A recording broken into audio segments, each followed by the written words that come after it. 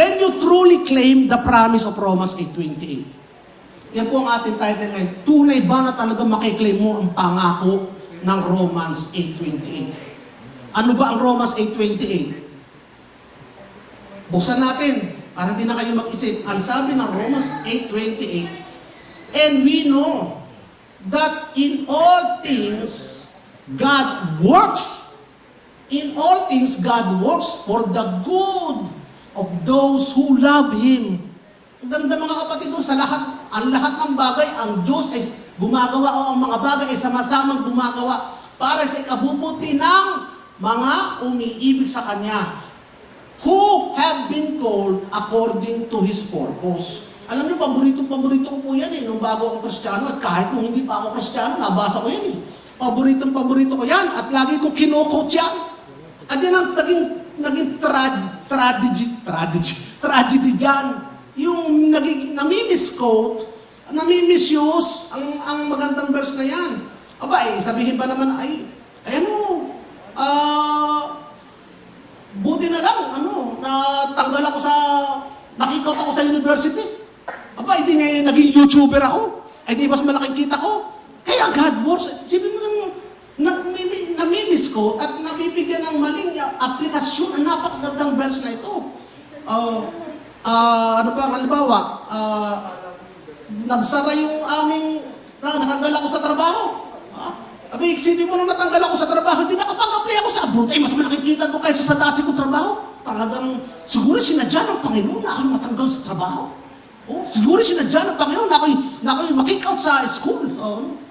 Ano pang mga misconception na yan? Dahil sa mga misconception na yan, nagdudulot ito ng tayo ngayon ay careless ang mga gawain natin. Total control naman lahat ni Lord Gusto naman ng Lord siguro mangyari yan. Kung ano man mangyari, yan ang gusto ng Panginoon. Tapos hindi na ngayon tayo nagpaplano sa ating buhay. And we don't own up to the circumstances. Kung ano mang magre-resulta niya, bahala na si Lord yan. Yan din naman ang gusto niya. So, nagiging tayo, parang bahala na, nagiging less concern na sa ating mga plano. Bakit po? Kasi naniniwala tayo na, but whatever happens, it is always God's best or choice for us. Dahil sa verse na yan, sabi natin, ikaw naman mangyari yung God's best para sa akin. Ay, isipin mo, kung subukan mo nga mag-addict ka, at nung ikaw nag-addict, ikaw ay nakulong, sasabihin mo, ay God's best and God's choice para ito sa akin, tama ba yun? Hindi mga kapatid. Kaya mga kapatid, pag-aaralan natin yan. Dahil nga din sa verse na yan, tinatanggap na lang natin kung anong ibato sa atin ng kaaway. Yun ang matindi. Ano nga binabato sa atin ng kaaway? Sakit, karamdaman, problema, trahedya sa buhay, aksidente, at kung ano-ano pang mga sumpa, tinatanggap na God works in all things. And everything, God works in all things para maging good at maging maganda para sa akin at the end. Yun ang ginagamit nating mga justification. At ang masama niyan, pagka ganun, lahat naman ng masama, pinapasa na rin natin kay Lord. Ako'y nagkasakit ng ganito, ako'y nasunog ang bahay namin. Yan ang will ni Lord. Yan ang will ni Lord kasi God works in all things for my good. So, yan ang mas maganda siguro sa akin, kaya hinayaan ni Lord na masunog ang bahay ko. So, yung lahat ng masama, pinapasa kay Lord. At lahat din ng masama nangyari, tinatanggap naman mula sa kaaway. Tandaan po natin, mga kapatid, there is a big difference between God's will, nakalagay po ba doon God's will? And we know that in all things, God's will po ba? God works for the good. Ibig sabihin, hindi yan ang will ni Lord, pero kahit hindi yan ang will ni Lord, may kapangyarihan pa rin ng Panginoon na kumilos at gumawa sa napakasamang sitwasyon kung nasaan ka ngayon. Amen. Kaya mga kapatid, sabi po ng Romans 8, starting verse 18, pag binasa po ninyo at binuksan ninyo yung inyong Bible, sa may mga libro pa pong Bible dito, meron po normally, at NIV, meron yung title sa paragraph. May mga title para pag binasa mo yung verse, alam mo kung anong pinatutungkulan ng konteksto ng mensaheng ito, ng binabasa mong verse. Kaya hindi ka nag-iiba-iba ng idea at ng pananaw dun sa verse na yun. Kasi alam mo, ito ang general concept ng verse na ito. Kaya kung pag binuksan ninyo, starting from Romans, verse 18, Romans 8, verse 18, meron pong title doon. Ang title po doon ay, It's About present suffering, and future glory. So, pinag-uusapan po nun is yung present suffering at yung destination mo, which is yung redemption, salvation, and future glory nakalaan sa atin. So, the real meaning of this verse is that no matter what happens in our lives, God works. Tandaan mo natin mga kapatid, no matter what happened in our life, I am now speaking to you as the believer, as the saint. No matter what happened in our life, God works together ultimately for our eternal good. Yun po ang meaning nun. And it's to say that sinasabi natin that nothing can ever change our relationship with the living God. Kasi nga pinag-usapan natin is yung eternal good yung redemption natin, yung salvation natin, yung presence with God Nothing can ever change our relationship with the living God. No matter what happened, it was together for our good. At ano yung good natin? Ano yung good na nakadaan sa atin? Yung our justification, yung our redemption, and that is secured forever. It is secured forever by the decree of God the Father. Dahil sinabi ng Father It is secured forever by the sacrifice of Christ on the cross that imputes righteousness to us and is secured forever the unique intercessory ministry of the Holy Spirit. So tatlong gumagawa, the Father, the Son, tinapos na niya, and the Holy Spirit interceding for us. So our relationship with God is secured forever. Kaya nga, pagdating sa verse 28, yung ating verse na yun, Romans 8 verse 28, ito yung ultimate statement, God causes all things. Hindi sinabing God wills all things, but yung all things na nang-happen doon, God works. God can still work, and God is working together for our eternal good. And for whom? To those who love God and are called. So it is not just yung worldly things. Hindi lamang tungkol sa yung trabaho, hindi lamang tungkol sa yung negosyo, hindi dahil tungkol sa yung asawa o sa pag-aasawa. Hindi lamang yung nangyayari sa ating buhay ngayon, talaga mga common problema natin. Hindi lamang tungkol doon sa negosyo, hindi lamang dahil doon sa sitwasyon mo sa buhay, hindi yun mga kapatid. The ultimate purpose is our eternal glory. Tandaan nyo mga kapatid. Our ultimate good na desire sa atin ni Lord is our eternal glory. Tandaan nyo mga kapatid, ang ultimate good na sinasabi dito ng Panginoon ay yung ating tatanggaping glory. Kung magiging sino tayo, kung ano tayo sa Panginoon. We are saved, we are redeemed, we are the children of God, and we will live forever with God. Amen mga kapatid. So it's all about eternal glory. So hindi pinag-uusapan dito ni Pablo nung sinabi niya, yung mga matters in life, bagamat mga kapatid, apektado yun. Bagamat apektado yun. Kaya doon, sabi na sa verse 29, napasan natin ng konti itong verse 28 para meron tayong konteksto. Kasi yung verse po na ito, yung verse preceding sa verse 28 at yung verse proceeding after the verse 28 speaks of the same thing. Kaya maintindihan mo yung verse pag binasa mo Kapag binasa mo yung before and binasa mo yung after. At ano yung sinasabi sa after?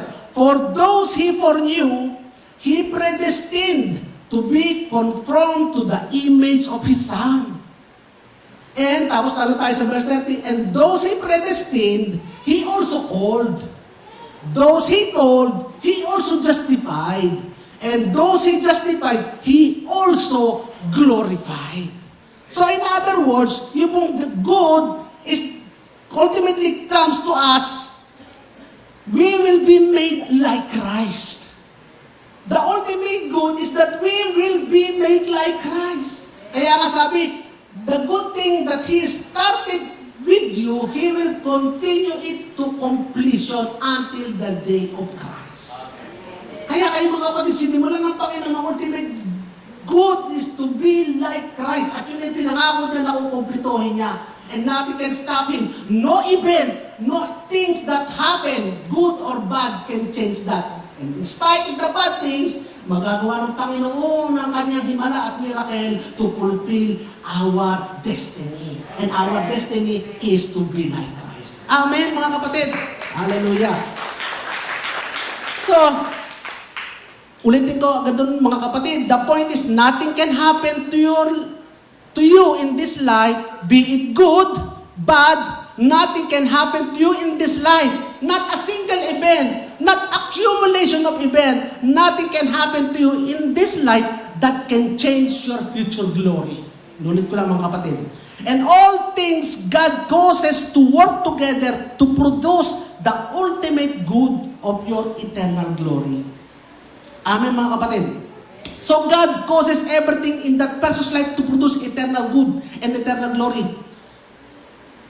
So we see them as, nakikita natin itong verse na ito as extent ng pangako ng Panginoon na talagang tutuparin niya ang kanyang pinangako sa atin. At anong pangako sa atin ng Panginoon ito? Yung eternal glory natin, yung salvation natin. At walang bagay, ulitin ko ulit, walang bagay. Sapagkat lahat ng bagay ay sama-sama niyang napapakilos o may ginagawa siya upang ma-obtain ito. So, basically, we are talking about unlimited scope of the power of God. Kasi walang bagay. May bagay ka bang maiisip? Kung may bagay ka naisip at nangyari sa iyo kapatid, kasama yan doon sa sinasabing everything, all things. So, unlimited ang scope. Pero, limited naman ang recipient. Nakita niyo mga kapatid? The scope is unlimited. Walang bagay, maisip mo man, na hindi sakop ng Panginoon, na hindi kayang abutin ng Panginoon, na hindi kayang gawa ng Panginoon ng pagkilos, na hindi kayang ipasel at ikabit ng Panginoon upang mag-produce ng good. Lahat ng bagay, okay na. Pero, hindi lahat ay recipient ng pangakong ito. At ito ngayon ang pag-aaral natin. There is the limitation to this promise. Ngayon, mga kapatid, if you are not a believer, not everything is good. Kahit na yung bagay, ulitin ko, kung ikaw ay hindi mananampalataya, hindi lahat ng bagay is good for you. Kahit nga yung good things is not good for you. It will not lead you to the ultimate plan of God ng kaligtasan. Yaman, maganda ang yaman, kalusugan. Sino ang mayaman at malusog and yet malayo sa Diyos? Marami yung hindi kilala ang Panginoon. Mayaman, malusog, maganda, sexy, macho, lahat na ng napakaganda sa buhay nasa kanya lahat. And yet, pag tinignan mo ang spiritual niya, siya ang hindi naniniwala at sumasamba sa Panginoon. Di ba? So it's not everything. Hindi lahat ng sa hindi mananampalataya kahit magandang bagay will not produce good things para sa kanya. It will not lead him to God. Mga kapatid, kaya nga, it is very clear in this verse, pero I need water. Hindi ako nakakuha, sorry po. Kapit-kapit na po yung dila ko at saka yung aking hindi ko na maibuk. Ayun, isang galon tubig. Isang galon tubig, pero ang laman ay isang tasa.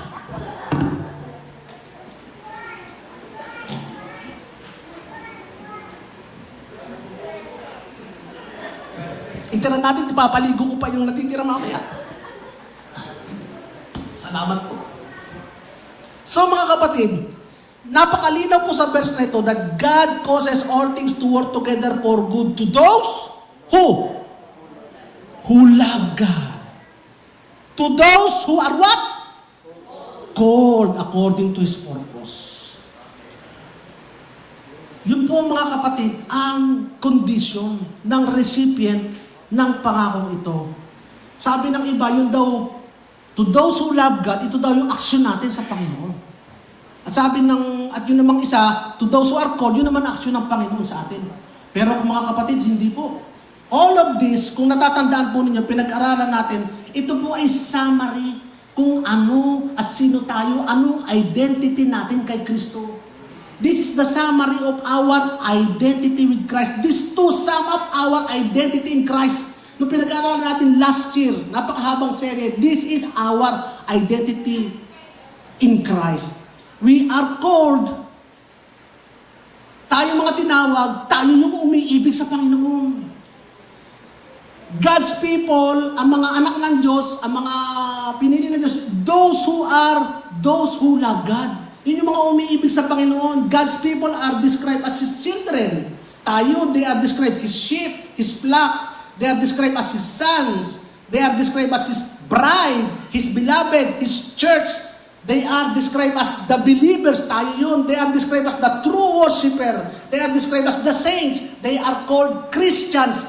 Here, believers are defined are those who love God. Tayo yun, mga kapatid. If you are a believer, ikaw ay sumasamba sa Panginoon, nananampalataya sa Kanya, you are called those who love God. Thank you po, mga kapatid. Amen. Tayo po yung umiibig sa Panginoon. Ba mainit-init? Kulang na lang ay tsaa.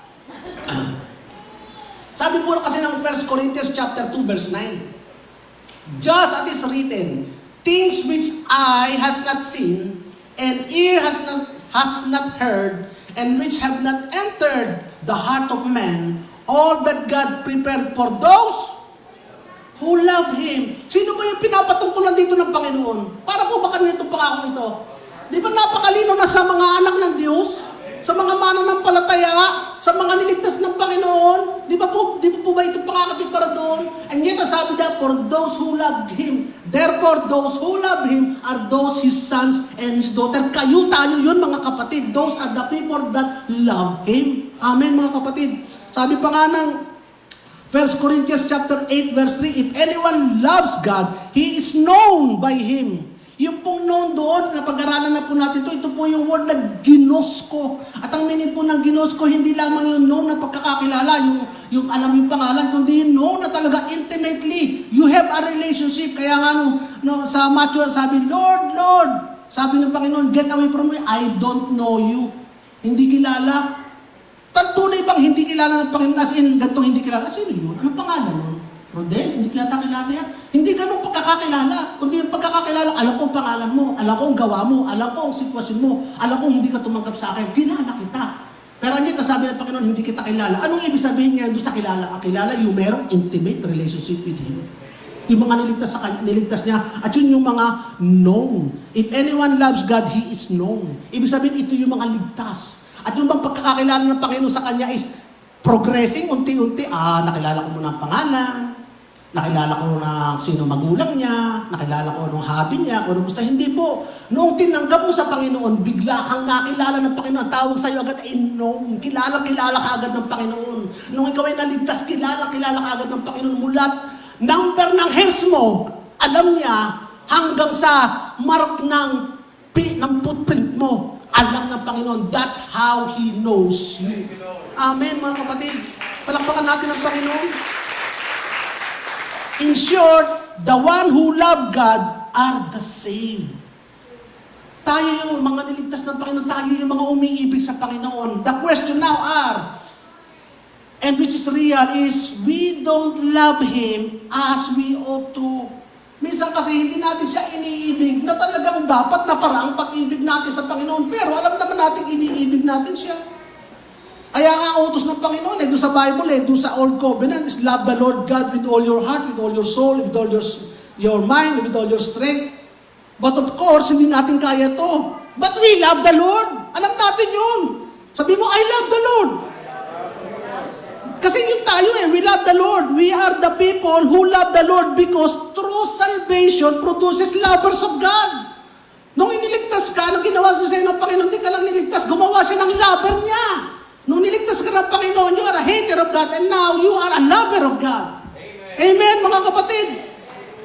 Hallelujah. Kaya sabi ng Romans chapter 5, verse 5. Apaganda po nito. The love of God has been poured out within our hearts through the Holy Spirit who was given to us.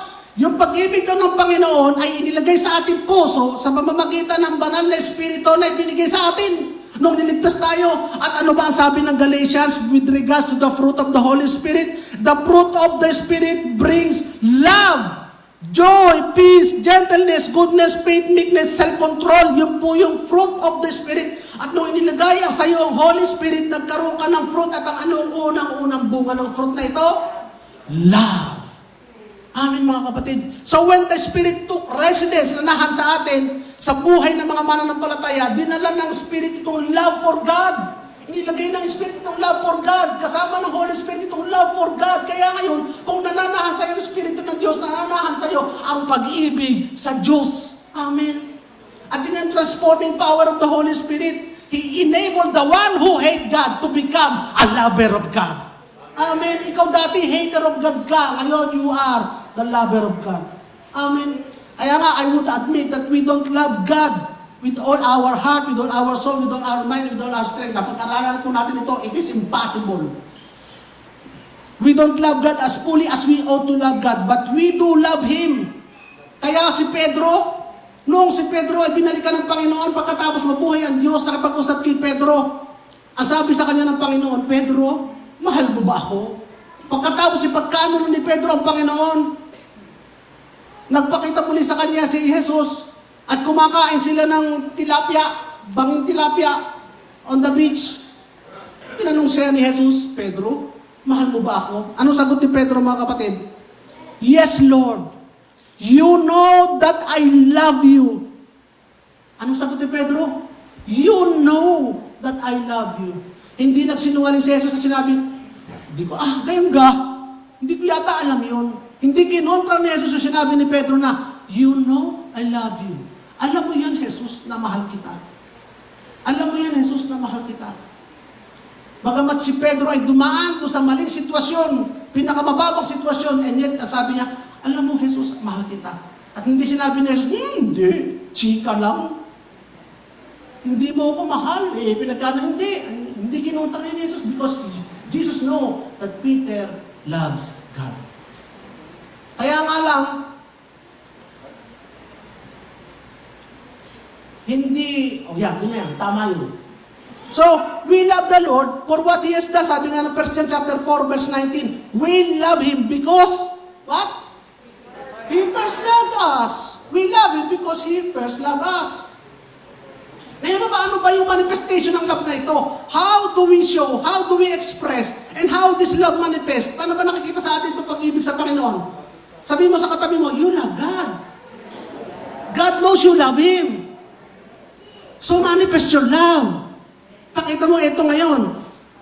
Number 1, how do we manifest this love? A love, this kind of love, is a love consumed with honoring God. Mga kapatid, ang pag-ibig mo ay napupuspos ka ng mga bagay na gusto mong papurihan ng Panginoon. Sabi ng Psalm verse 18, I love Thee, O Lord, my strength. The Lord is my rock and my fortress and my deliverer, my God, my rock in whom I take refuge, my shield and my horn of salvation, my stronghold. I call upon the Lord who is worthy to be praised. Ano ginagawa niya? Pinupuri niya ang Panginoon. Binibigkas siya, napakagandang katangian ng Panginoon. Di ba kung meron kang nagugustuhan at minamahal, anong una mo sinasabi? Yung magandang katangian niya, ang ganda mo, ang puti mo, ang tangkad mo. Di ba, mahal na mahal mo siya? Pag sinabi mo namang, ang bait mo, huwag kang makakasigurado, baka mangungutang lang yun. Pero di ba, pag mahal mo sa tao, gusto mong sabihin na magagandang katangian niya, pinupuri mo siya. Kaya itong psalmist na ito, mga kapatid, he repeatedly expresses his love for God by reciting the attributes. Kung ikaw, kapatid, nagmamahal ka sa Panginoon, and yet, wala, hindi ko tayo pang mag-praise eh. Kaya ako hindi na ako punta sa church kasi nag-praise dyan, natayo pa, nakanta pa, nasayaw pa. Hindi ko type eh. Ako, basta nakikinig lang ako ng mensahe, hindi ko type ang mag-praise. Mga kapatid, you are contradicting what you are. And you are a lover of God. And a lover of God give praise and worship to God.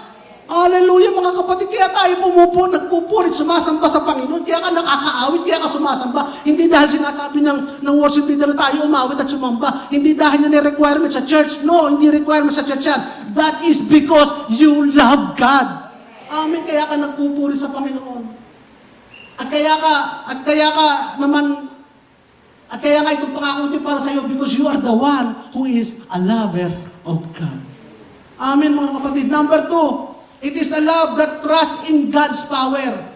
Itong pag-ibig na nananampalataya at nagtitiwala sa kapangyarihan ng Panginoon. Sabi ng Psalm 31 verse 23, O love the Lord, all you, His godly ones. The Lord preserves the faithful and recompenses the proud doer. Be strong and let your hearts take courage, all you hope in the Lord. So ano sinasabi dito? It is a love that trusts in the power of God. It is a love that doesn't doubt Him. Hindi ito yung love na sasabi, Lord, ayusin mo muna ang problema ko bago ako magtiwala sa iyo. Hindi, ikaw yung nagtitiwala sa kabila ng masamang sitwasyon. Ikaw yung nagtitiwala sa kapangyarihan ng Panginoon na makapaglilitas at makasasagot sa iyong mga suliranin at problema. Ikaw ang nagtitiwala sa walang hanggang pag-ibig ng Diyos sa iyo. That is the love of God. That is the love for God. The love of God and the love for God. Because you know the love of God is so great, that's why you love God. That's why how you express the love for God. Hindi ka nagtitiwala sa mas ano ko kaya hindi ko maitapon itong mga iniingatan ko ito sa bahay ng mga bamana pa sa akin ng mga lulo ko, ng mga singsing, kwintas, sinturon, anting na ito, mga hindi ko maitapon kasi ito, nagbibigay sa akin ng swerte ito Kaya negosyo ko hindi bumabagsak dahil sa mga ito That is that's not the love for God.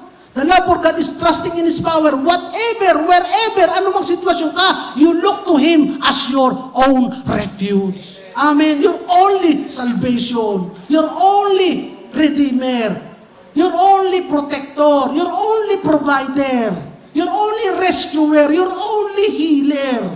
You trust in Him. That is how we love God. And you do it because you love God. Hindi ko sinasabi ito, mga kapatid, gawin niyo ito para mahalin ng Panginoon.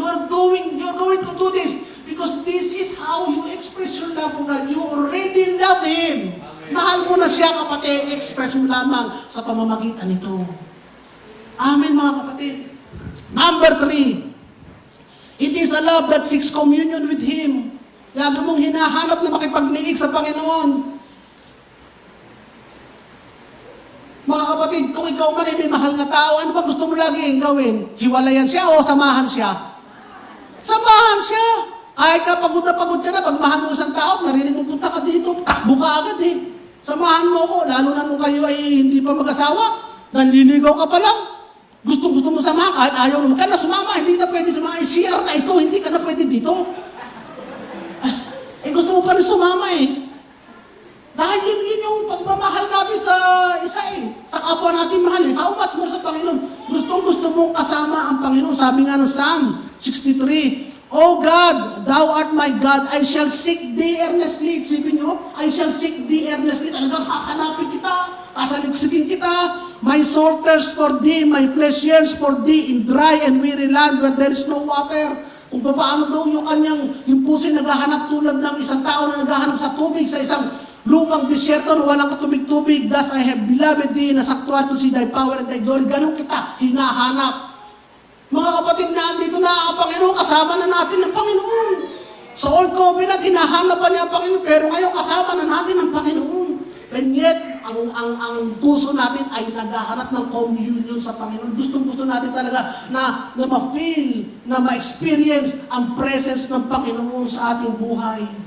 We want to commune with God because that is the only satisfaction of our soul. Hindi lamang ang makapupuno ng lahat ng uhaw ng ating kaluluwa ang presensya ng ating Panginoon. Kaya ang ganda-ganda ng kanta ni Don Moen, I just wanna be where you are, in your dwelling place forever. Take me to the place where you are, draw me near to where you are. Kung saan nandun pa nga, talagang gusto niya, napakanta siya ng ganun Oh my God, hindi na, mga doon na lang. Kaya nga, mga kapatid, it's just a common sense. Binibigyan tayo ng Panginoon ng experience how we relate to our loved ones. Pag-aralan natin how we relate to God. Gusto natin ang presensya ng Panginoon. Ginagawa mo yan, kapatid, because you love God. And because you love God, all things work for your good. Amen? Number 4, it is a love that is sensitive to God's feeling. Yan tulad din ng pagmamahal. Sensitive ka sa feeling ng mahal mo. Pag nakikita mo, malungkot yata ang mahal ko. Nalulungkot ka rin. Pag nakita mo, tahimik lahat ang mahal ko. Ayos sumagot sa mga tanong ko. Ang galit ito sa akin. Alam mo na, nararamdaman mo at ayaw mong galitin siya, ayaw mong magdulot na nakasasakit sa kanya. Sabi ng Psalm 69 verse 9, Zeal for your house has consumed me. Sinabi ito ni David. Nakakonsume sa kanya? Yung zeal for his house. Kaya nga dun sa sunod na verse, the reproaches of those who reproach thee have fallen on me. Yung mga pag-insulto, pag-alimusta sa iyo, sa akin bumabaksak yun. Kapag ikaw ay binibigyan ng masasamang salita, akong nakakaramdam doon, akong tinatamaan doon. Kaya in other words, when people speak of you, I feel pain. And by the way, no, si Jesus ay nandun sa templo, anong ginawa niya? Itinapon niya, itinoob niya yung mga lamesa ng mga thieves at saka mga vendors doon sa templo. Bakit? Ginagawa ng palengke, nandun ang mga magnanakaw, mandaraya, scammer, doon sa templo ng Panginoon. Naiinsulto ang Panginoon, naiinsulto si Jesus, bagat yun tahanan ng kanyang Ama. And he felt the pain. He felt the anguish ng pag-insulto sa Panginoon. So if you really love God, what dishonors God causes us pain. Ano man ang nakakadishonor sa Panginoon, nag-focus din sa atin ng Panginoon. And that is a great indicator of love. You should feel, holy wrath, holy anger. Hindi tayo dapat ma-upset or angry doon sa sitwasyon, but we certainly should be concerned with what happened or that dishonor the name of God. So if you love Him, maging sensitive tayo sa mga bagay na nakaka-dishonor sa Kanya, mga bagay na nakakasakit sa Kanya, and if you really love someone when they are hurt, you feel the pain. Diba, mga kapatid? Pagka mahal mo isang tao at nasasaktan isang tao, diba you feel the pain? Amen, mga kapatid? Kaya ang mother ba nararamdaman niya ang sakit ng kanyang anak? Pag may sakit ng kanyang anak? Yes! Pagka nga may sakit ng anak ko, yung anak ko, lalo na ng mga bata sila, sabi ko, ako na lang ang makaramdam ng sakit kesa sa kanila. Ako na lang ang magdala ng sakit kesa sa kanila. Yung bang mga anak nararamdaman ba ang sakit ng magulang? I don't know. Yes din, kasi mahal mo ang magulang mo. Ay, pagka ako nagrereklamo minsan ng sakit, ako namumura ng anak ko, dati naman, kasi naman kayo. Kasi yun ay concern ng anak sa magulang. Kasi mahal niya ang magulang, nararamdaman niya ang sakit. Siyempre sa mag-asawa, ganun din. Di ba? Number 5. Ito naman. Itong klaseng pagmamahal na to, this love for God that loves what God loves. Kung anong mahal ng Panginoon, kung anong gusto ng Panginoon, yun din ang gusto mo. Hindi lamang in terms of truth, virtue, and loving. Hindi lamang yun, it's not that love God, So if you love God, dahil mahalin mo din kung ano yung minamahal at gusto ng Panginoon. Ano ba yung gusto ng Panginoon? Kabutihan, kabanalan, kagandahang asal, katuwiran. Yan din ang gugustuhin mo sa buhay mo. Di ba mga kapatid? At hindi lamang kung ano, kundi kung sino. Loving God means loving whom God loves. Kung sino ang mahal ng Panginoon, mahal mo din. Mga kapatid, if you really love God, then you will love God's people. Kung mahal mo talaga ang Panginoon, mahal mo din ang mahal ng Panginoon. Yung mga katabi mo, yan ang mahal ng Panginoon. Kaya mga kapatid, napunta tayo sa church. Pag sinabi mo, ako hanggang dito na lang online. Hindi ko talaga type ang church. Bakit? Ipokrito ang mga nakikita ko. Hindi ko type. Kamukha ni Tatangka. Hindi niyo alam si Tatangka. Kamukha ang mga buhok para si Ultimate Warriors. Hindi ko type. Kami sabihin mga kapatid, hindi mo type yung mahal ng Panginoon. You're contradicting your word na mahal mo ang Panginoon sapagkat kung mahal mo ang Panginoon, mamahalin mo din ang mga mahal niya. At ang mahal niya ay itong mga taong ito.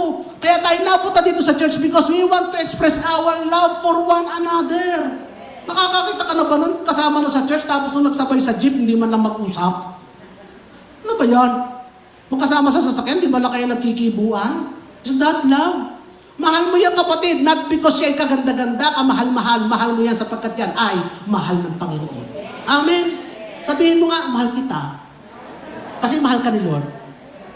Inalis pa yung obligation sa kanya.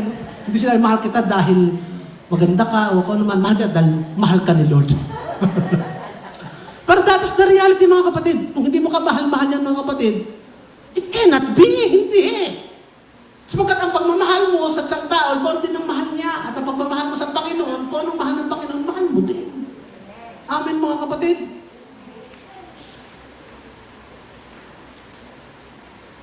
Hindi lamang duty ang magmahal sa bawat isa. It is not our Christian duty. It is because I love Christ and they belong to Him and you belong to Him.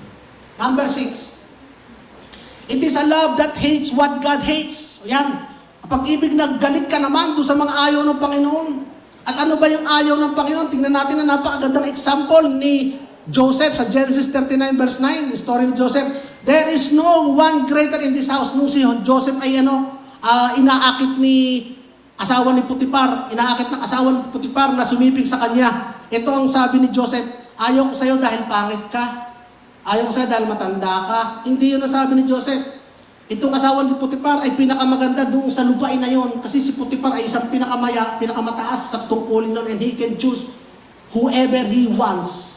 And yet, nung inaakit si Joseph, come on, Joseph. Come on. Ano sabi ni Joseph? There is no one greater in this house than I. Wala nang tataas dito sa lugar na ito, kundi ako sa bahay na ito, sabi ni Joseph.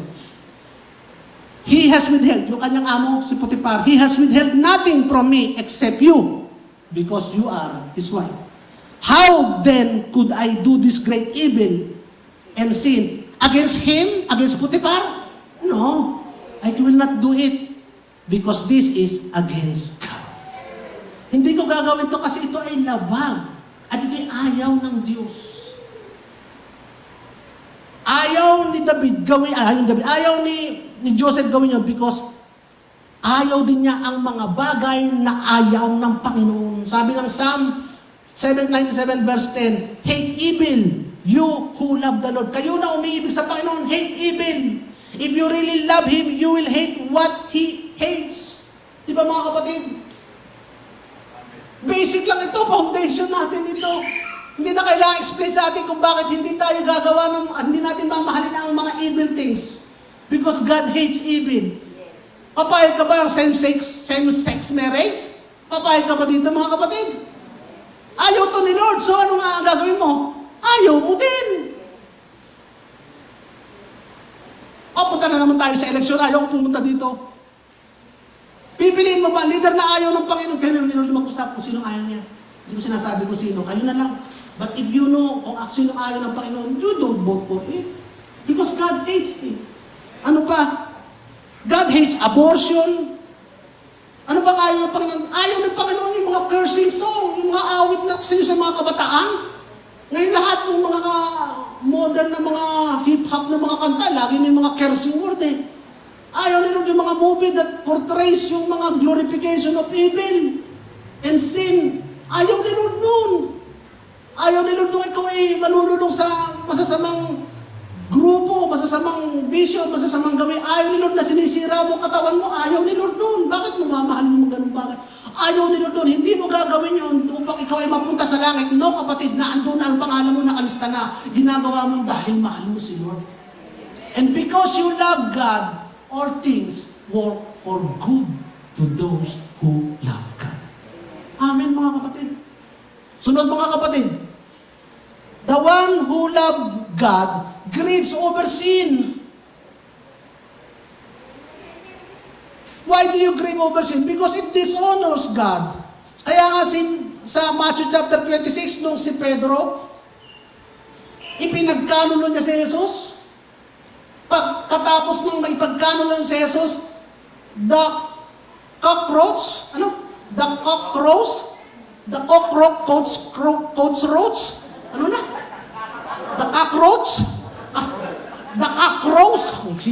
Tumilaw ang manok. 3 beses at na bumalik sa kanyang alaala, sinabi ni Jesus, ang ipagkakanulo mo, nabuhusan siya ng tubig. Nakita niya ang ginawa niya. Anong ginawa niya? Pinagkanulo niya ang Panginoon and he grieved for his sin. Umiyak si Pedro. He grieved. He tore his heart out. Ibig sabihin, winasak niya ang puso niya, inilabas niya sa sobrang dalamhati. Mga kapatid, that's how we treat sin. Bagamat ang sin has no more power over us, sin will not lead us to hell because it is already paid by the blood of Christ. And sin sin has no power over us to cause us death because it has been paid by the life of Christ. Wala nang kapangyarihan sa atin ng kasalanan. Pero gagawa ba tayo ng kasalanan? Ay, total, ako naman ligtas na. Binayaran na naman ni Jesus ang kasalanan ko. Bayad na yung gagawin ko pang kasalanan, kaya pwede na akong gumawa. Is that how we treat sin? We should grieve over sin. Once we committed sin, we grieve over sin because that is how we love God. We grieve over the things that God hates. And sin is a grieve things na dapat ay ipinagluluksa ng puso natin pag nakagagawa tayo. Hindi yung parang baliwala nila. Ay, ako naman we are no longer under the law, but I am under grace. No, mga kapatid, if we commit sin, we should grieve over sin. Lord, salamat talaga po, Panginoon, sa iyong pagliligtas at sa iyong pagpapatawad sa akin. Lord, napakatumi ng ginawa ko, Lord God. Ngayon, Lord, bigyan mo naman ako turuan mo naman ako ng kapangyarihan uli na, tinuruan mo naman ako ng sitwasyon uli po, Panginoon, para hindi ko na uli ma-encounter yung sin na yun. Because that, kapatid, if you are the lovers of God, if you commit sin, you should grieve. At kaya ang buhay mo ay under grief is because you continually living under sin. Kaya ka pala malungkot, kapatid, kasi nabubuhay ka pa rin sa kasalanan. Kaya hindi makita sa iyo yung ngiti. Kaya hindi makita sa iyo smile. Kaya pag sinabi, magpuri tayo sa Panginoon, pasalamat tayo sa Panginoon. Pinupuri kita, salamat. Is that how we react? Kasi you are living under sin. Kasi ba mga kapatid, there is no condemnation. Hindi na tayo kinokondemn ng Panginoon. Lahat ng kasalanan mo napatawad na. Pero we should grieve when we sin. Because we hate sin. And last, it is a love that longs for Christ's return. Yan. Napag-aralan na natin ito mga kapatid. Kung tayo ay nagmamahal sa Panginoon, siyempre gustong-gusto mo nang umuwi yung pinakamamahal mo. Gustong-gusto mo nang makita personally at last. Ever since ikaw sa description ko lang nakikita Now, magkakaano na tayo? Face to face na. Ano yung mga term doon, mga kabataan, pagka mayroon kayo mimit na hindi mo nakikita? Ano daw? Ayun, mag-eyeball na? Tama ba yun, eyeball? Hindi ko kasi alam yung mga terms ng mga kabataan yun. Meet up. Ang alam ko nung araw, meet up lang yun No? Yung kaponpal ko, ang ganda ng boses. Ang ganda ng boses ito, kaponpal. Ponpal pa kami noon. Wala pang cellphone, telepono pa. Ang ganda ng boses, ang lambing. Nung nakita mo, siya ba yun? Nakala ko, babaeng kausap ko. Mukha naman lalaki. Isa pa ulit, ganda na naman ng boses. Hindi na ako nadala So mga kapatid, ganun yun. Ang ganda ng description, ang ganda ng pakiramdam mo, ang ganda ng, ngayon makikita mo na. Di ba, dinideserve mo na makita ng Panginoon personally. Di ba mga kapatid, that's how you love God. Napag-aralan na natin to. In summary, it is simply stating our Christian identity. That we are the lovers of God, those who heart desire is toward God. They seek His glory, they trust His power, they long for the sweet and intimate communion with Him. They feel the pain when He is dishonored. They love the things He loves. They love the people He loves. They hate what He hates. They grieve over sin. They long for His coming. In short, mga kapatid, we are obedient to the Word of God. Kaya yung last preaching ni Pastor similar to this grace and obedience. Ano pinag-aralan natin? That is just the obedience. Kasi ikaw na ito susundin mo na lamang yung leading ng Holy Spirit sa iyo Ito na tayo mga kapatid, isasabuhay mo na lamang kung sino ka. Amen mga kapatid. Pero hindi natatapos doon ang pangakong ito. Ang dalawang kondisyon niya ay number 1, love God. At pangalawa, called. Mga tinawag. At ang pagkakatawag sa atin ay, that is the act of grace of God. Kaya pag pinagpartner mo ito, the called and the lovers of God, it is, in other words, it is the grace and the obedient. Amen mga kapatid. Ngayon ang tanong mga kapatid, can a man, basta na lamang niya ma-generate yung klase ng pag-ibig na ito sa pamamagitan lamang ng kanyang kapangyarihan, ng kanyang sarili? How can I just decide one day, isang araw, after being a hater of God, sasabihin ko na lang, umagang ito, I will be the lover of God.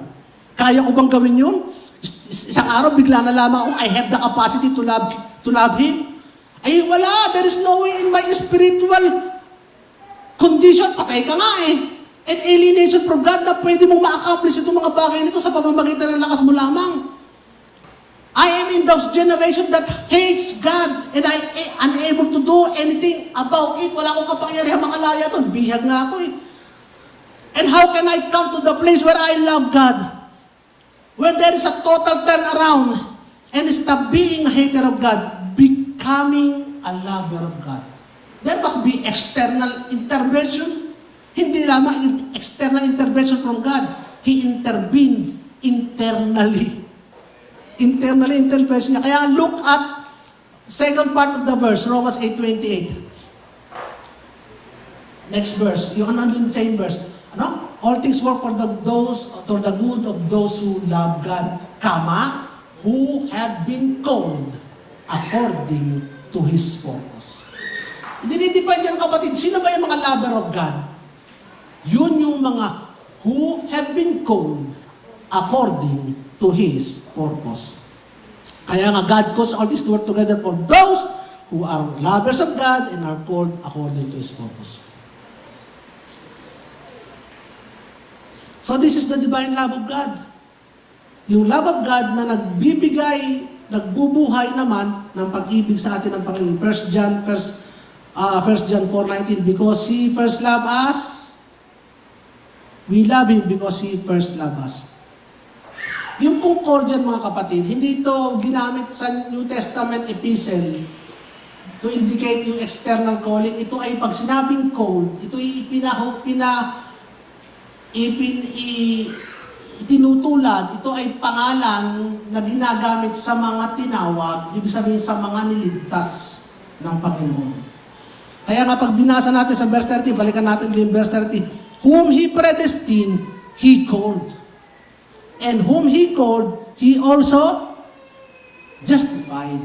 So tayo mga tinawag, we are also justified.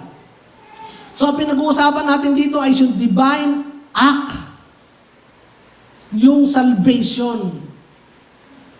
And we are not called according to our own purpose, but according to the plan of God. Not according to our wisdom, but according to the wisdom of God. Not according to our own choice or decision, but according to the choice and decision of God. So because of the call of God, we are transformed and made capable of loving Him. Dahil sa pagtawag niya, tayo na-transform at kaya nga tayo nakakaibig sa Kanya. Bakit niya ginawa yun? So that we can receive the promise of Romans 8:28. Bakit niya ginawa na tayo ay magmahal sa Kanya? Bakit niya ginawa tayo tawagin niya? Upang tayo ay magmahal sa Kanya. Upang tanggapin natin ang pangako ng Romans 8:28 that no matter what happened in this life, no event, no single thing, nor good nor bad, can escape the work of God that in the end, it will produce the ultimate good for us. Amen, mga kapatid. So you are called. Kayo ba ang called? Kayo ba mga tinawag? Of course! Kung hindi ka tinawag, kapatid, ay wala ka dito. Kaya ka naman narito dahil tinawag ka ng Panginoon eh. Kaya ka nakaka-respond sa pamamagitan ba ng sarili mo lakas yan? No. Ang Panginoon, ang ganda nung pinos mo, kapatid. Pastor, nung kahapon ba yun, yung isang matanda? Kahapon nga, isang matanda na ugod-ugod, na hindi na makalakad. Pero maputi na ang buhok. Tama ba? Dagdag na eh, no? Ano nga? Pero natinanong siya, saan ka pupunta? Pupunta ako ng church. Ba't ka makakapunta doon? Eh, mahina ka na. Kasi yung puso ko, naandun na. Sumusunod na lang yung aking mga paa. Amen. Ganda nun eh. Sabi ko, tamang-tama ito sa mensaheng ito eh. Kasi nga, tinawag ka na ng Panginoon. Nag-intervene na sa iyo ang Panginoon. Binago na ang puso mo. Kaya ngayon, ikaw ay susunod na lamang yung mga paa mo sa pagtawag ng Panginoon. Amen. Sabi ng 2 Timothy, ang ganda kasi, balikan natin yung verse na yun eh, yung, we are called, we have been called because we have been predestined. Ano ba predestined? Nung una pa, nakasulat na. And because we have been called and predestined, we have been justified. Kung una pa nakasulat na pangalan mo, tinawag ka, ngayon ay you are justified. 2 Timothy chapter 1 verse 9. Who has saved us and called us with a holy calling? A separated calling, not according to our works, but according to His own purpose and grace, which was granted to us in Christ before the time began. He set His calling before the time began. Kapatid, ganda nitong assurance nito. Kaya ang sabi doon sa 1 Peter chapter 5 verse 10, God, the God of all grace, has called us to His eternal glory in Christ. Saan tayo tinawag? To His eternal glory, to His salvation. Hindi lamang basta kaligtasan, but to His eternal glory. So before the time began, God set His purpose for our calling, and that is salvation. So we love Him because He called us. He called us when we hated Him. He called us when we were His enemies. He called us out of the darkness. Ano nauna? Yung lover of God o yung calling? Yung calling muna. Then we become the lover of God. So that is grace. Kaya ngayon, kanino ngayon ang pangakong ito sa atin? For whom this promise, God causes all things to work together for good. It is for whom who love God and who are called according to His divine purpose. Ngayon, ano ba itong all things na ito? Ano ba itong all things na ito? This includes both good things and bad things. Ngayon, hindi na natin didiscusin ang good things. Of course, good things produces good sa ating mga niligtas ng Panginoon. Sa ating mga tinawag ng Panginoon, all good things work for good. Pero, ang matindi nito, even the bad things ay magiging good itself dahil kikilos ang Panginoon. Ngayon, itong mga bad things na ito, mga kapatid, ay bad pa rin. Kaya nga, bad things, bad pa rin eh. But because of God, He can make these bad things become a part of a bigger good things. The result which will produce a good result. Ngayon mga kapatid, hindi natin, ay total, gagawin naman ng Panginoon yung mga bad things na maging good. Ako magdi-design na ng mga bad things. Tatanggapin ko na lahat ng mga bad things. Magpe-pray na ng bad things. No mga kapatid, bad things is bad things. We reject it, we rebuke it. Hindi will ni Lord para sa atin ito. This is the symptoms of the cursed fallen world. Ito mga bad things na ito. But, mga kapatid, we reject it, we rebuke it, we pray for it, we do not welcome it. Pero, mga kapatid, kung dumadanas ka man dito, do not worry because God can make good out of that bad things. O kaya kukunin niya yung bad things at gagawin niyang pundasyon sa napakaganda niyang itatayo templo para sa iyo.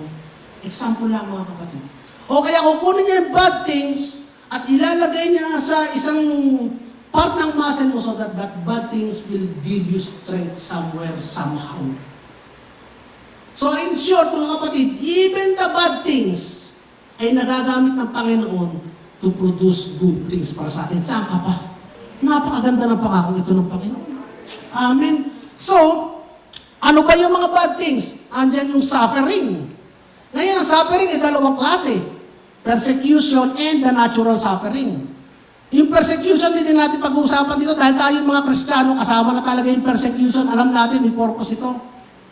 Pero yung mga suffering, ano ba yung mga suffering? Ikaw ay namatayan ng asawa, ikaw ay nagkasakit, ikaw ay nalugi sa negosyo, ikaw ay natanggal sa trabaho, ikaw ay nanakawan, ikaw ay na-scam, ikaw ay nagdadalamati sa anak mong adik, ikaw ay, ano pa, yung lahat ng mga negative things, mga kapatid, itong negative things, yung iniwan ka ng asawa mo, these are all negative things and we do not want that. Bakit hindi? Kasi hindi rin gusto ng Panginoon sa atin yun eh. Bakit? Kasi yung lahat ng yun, dinala na ni Kristo sa krus. At ayaw niya na dumanas ka pa rin doon. Kaya nga, siya nagpasalo para sa iyo. But, in spite of, kasi nasa mundo tayo eh. Nasa fallen world tayo eh. Yun yung curse ng mundo eh. Nandito pa tayo. Dumadanas man tayo doon mga kapatid. We can still relax and enjoy because of this promise of Romans 8:28. Amen? So, paano itong mga bad things na ito ay mag-focus ng good? Sabi na 1 Peter chapter 5 verse 10, after you've suffered for a little while, the God of all grace, who called you to His eternal glory in Christ, will Himself perfect, confirm, strengthen, and establish you. So, how can this suffering produce good? Again, ulit ko, yung suffering is bad. It is God who produces good. Paano? Unang-una, we learn to deal with pain. We learn how to help others. We learn to be compassionate. We learn to be patient. We learn to be gentle. We learn trust. We experience the grace from God and mercy and provision. And is this the only way we learn? Dito lang ba tayo natututo ng mga binanggit ko na yan? No. Natututo tayo sa salita ni Lord. Pero minsan, mas magandang learning experience. Di ba nagiging more compassionate ka sa tao kapag alam mo na pagdaanan mo yung dinaanan niya? At mas marami ang nagpapasalamat na nagpupulo sa Panginoon dahil natulungan mo siya. Dahil ikaw yung nagiging gentle, dahil ikaw yung kaya nga sabi ni Pacquiao hindi ako nangangampanya ha, actually, nakinuha ko lang yung example, sabi niya, paano ka magiging presidente? Kasi ako, naranasan ko matulog sa karsada. Naranasan ko matulog sa karsada. Ibig sabihin, there is compassion in him, natututo siyang maging mababa, maunawaan yung sitwasyon na iba because dinanas niya yung magiging mababa na yun. Hindi ko ito siya na, ako naman, pero sinasabi ko sa inyo, ginamit ko lang yung quote niya to show na sometimes yung bad things na nangyari kay Pacquiao ay ginamit ni Lord for His good ngayon. Yung mga pinagdaanan niyang hirap, nagamit ni Lord for His good. Ganun din tayo minsan mga kapatid. If you will just look back doon sa mga, kayo bilang Kristiyano na, huwag yung tingnan yung mga bad things nung hindi pa kayo mananampalataya. Pero kayong mga Kristiyano na, you look back at bad things na nangyari ngayon sa inyo, you can say, Lord, you have taught me a good lesson. I learned from that. I learned from that suffering. Kung ikaw hindi nakakaranas magkasakit, ay lahat na magpapapray sa'yo, tingnan, napakahina naman ang pananampalataya ng taong to. Nakakainis. Pero naranasan mo magkasakit, ako yung mananampalataya, nagkasakit pa rin ako eh. May compassion ka ngayon. May pag-ibig ka ngayon, hindi dinadiagnose mo. Kasakit ito. Dahil dinadiagnose mo rin yung sarili mo kung paano ka dumaan sa mga suffering na yun. Meron lalapit sa'yo na nahingi ng payo. Alam mo na pinagdaanan mo yung sitwasyon na yun, makakapagpayo ka ng maganda. Hindi ka mayabang. Ikaw ay gentle. Ikaw ay humble. And God can use yung mga bagay na yun. Amen. We learn to experience the grace from God. Hindi ka mayabang na, noong panahon ng suffering ko, alam ko, ang Panginoon lang at tumulong sa akin, yung biyaya lang ng Panginoon. Kaya na-experience ko talaga ang biyaya ng Panginoon. We don't desire suffering, ha? Again, we don't desire suffering. But, in those time, we can trust God to fulfill His promise of Romans 8:28. Ano pa? Ano pa ang purpose ng mga suffering nito? We learn to hate sin. Natuto talaga tayo na magalit sa kasalanan. When you look at the suffering of this world as Christian, hindi ka na nagtatanong na, ba't kaya nangyayari ito? Kasi yung mga hindi mananampalataya, tanong nila, bakit kaya nangyayari sa atin ito? Ba't kaya nangyayari sa mundo ito? Tayo alam na natin eh. Bakit? Because this is a fallen world. Because this is the curse of sin. Kasi nasa mundo pa tayo, kaya hindi na tayo nagtatanong ng ganun. Kaya ngayon, we hate sin all the more. Alam natin kasi na may dinudulot na hindi maganda itong mga kasalanan. Kaya nga, si Jesus, nung tinawag ni Maria at ni Marta, Jesus, punta ka naman sa amin, may sakit siya, Lazaro. Ay si Jesus ay nagpatumpik-tumpik, hindi agad pumunta para pagalingin si Lazaro. Naghintay pa siya para mamatay si Lazaro bago siya pumunta. At nung dinatnan niya si Lazaro, nakita niyang umiiyak si Maria at si Marta, ay napaiyak din si Lord. Aba, ano ba naman klase Lord dyan? Ikaw ba'y umiiyak dahil namatay si Lazaro? Hindi ka nga pumunta nung buhay pa. Tapos iiyak-iyak nung namatay? Ganun ba yun? Hindi. Hindi yun ang purpose, kaya umiiyak si Lazaro. Umiiyak si Lazaro. Hindi na makakaiyak si Lazaro. Patay na siya. Pero hindi na purpose ko. Kaya umiiyak at nagdadalamhati si Jesus. Bakit umiiyak si Jesus? Kasi nararamdaman niya yung pain na dinadanas ng magkapatid na iniwan ni Lazaro. At nakikita niya kung anong dinulot na sakit sa loob ng parusa ng mundo, ng sumpa ng mundo, at ang sumpa ng mundo ay kamatayan. He can feel that anguish result of sin. Kaya siya ay umiiyak. At ganoon din tayo mga kapatid. When, anong purpose mo sa atin? We experience yung result of sin in this world.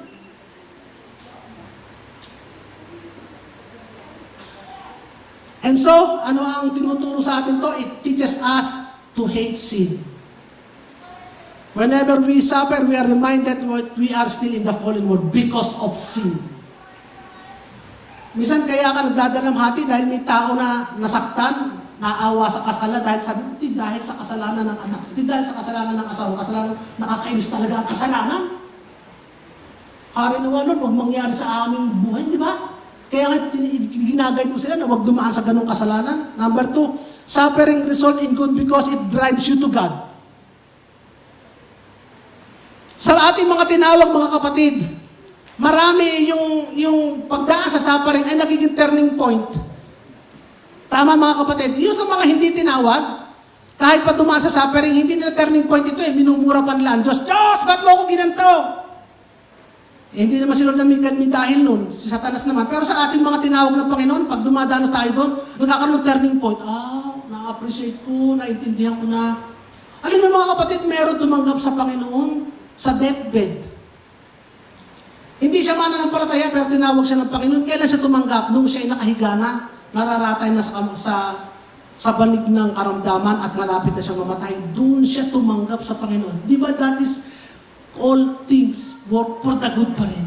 Because all things, even your deathbed, ang ultimate purpose doon ni Lord is kaligtasan. Nagawa ni Lord na yung taong yun ay magkaroon ng pagtanggap dahil sa oras ng kanyang kamatayan. Nakuha niyo ba mga kapatid? Kaya marami sa atin na-born again daw sa loob ng kulungan. Sino dito na-born again nung nakakulong kayo? Bakit? Kasi yung suffering na yun, doon mo na-realize. Talagang Lord, ikaw lamang ang tunay na nagdidikta ng magandang buhay. Sa'yo lamang ako makakaasa. At sa kabila ng mga kasalanan ko, Lord, binahan mo pa rin ako. Nakakarinig ako ng mabuting balita ng pagliligtas mo. Salamat sa biyaya mo, napakabuting. Ito ka tumanggap. Because of suffering, kung sila nabuhay sa karangyaan at sa kagandahan ng buhay, hindi nila ma-encounter yung turning point, yung point na yun ng pagbabago. Yung iba kaya lamang tumawag kay Lord nung iniwan na ng boyfriend, nung iniwan na ng girlfriend. Yung iba tumatawag kay Lord dahil walang boyfriend, walang girlfriend. Kaya may suffering, may turning point ang marami sa ating mga tinawag. Pero yung talagang hindi tinawag, abay, kahit pa anong daanan yan, maganda, masama, walang kakahinatan. Pero sa atin, ng mga tinawag at nagmamahal sa Panginoon, you can claim the promise of Romans 8:28. Amen, mga kapatid.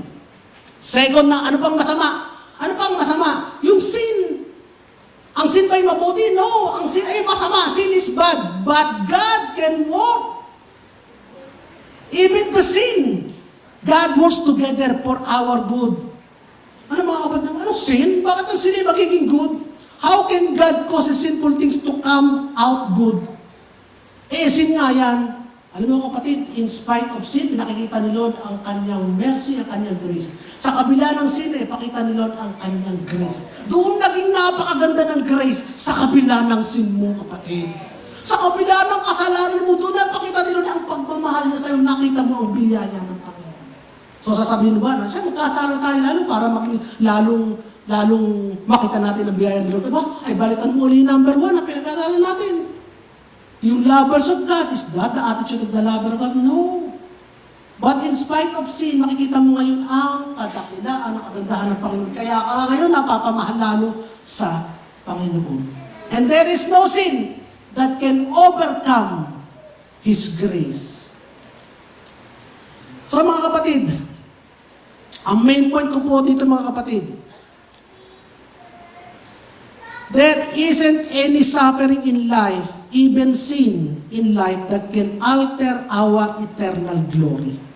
And everything works together for your good. Ngayon, in time, and in your glory in eternity. So in summary, parang ang bilis ko yata. Nakabilis. Parang kulang ang explanation ko. Basahin natin ito, summary na ito, mga kapatid. Damdamin na natin ito. We are called, tayo yun. That's why we are lovers of God. Amen mga kapatid. Ikaw ba ito? Ikaw ba tinawag? Kaya ikaw ay lovers of God. At dahil ikaw ay lovers of God, imamanifest mo yung love of God. Love for God. So, in all matters of life, tandaan niyo mga kapatid, all. Sabihin niyo nga, all. Whatever they are good or bad, all are being worked together by God. Good, ano ba?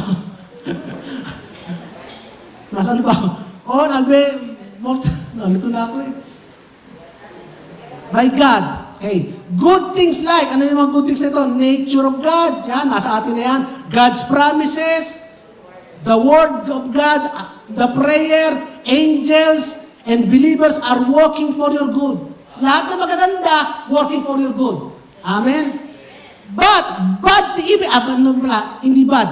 And even bad things like suffering and sin work for your good by teaching you to hate sin, teaching you to see your fallenness, to be humiliated and humble before God, to desire God, to conform to Christ, to pray, to be repentant, and long for God's grace, and be grateful for His forgiveness. Yan naman ang result ng mga bad things. But beyond all of those things, yung mga bagay na na-experience natin today, now, all that can happen to you in this life, lahat ng maaaring mangyari sa inyo, good and bad, will ultimately be used by God to bring you to His eternal glory. Wala ka nang ikakatakot dito, mga kapatid. Bottom line, nothing can separate us from the love of Christ. Because everything works together for good, which means our eternal glory, our salvation. Kaya mga kapatid, ano ang conclusion natin? We are the true recipient of the promise of Romans 8:20. Amen? Can you claim that promise? Amen, mga kapatid. Hallelujah.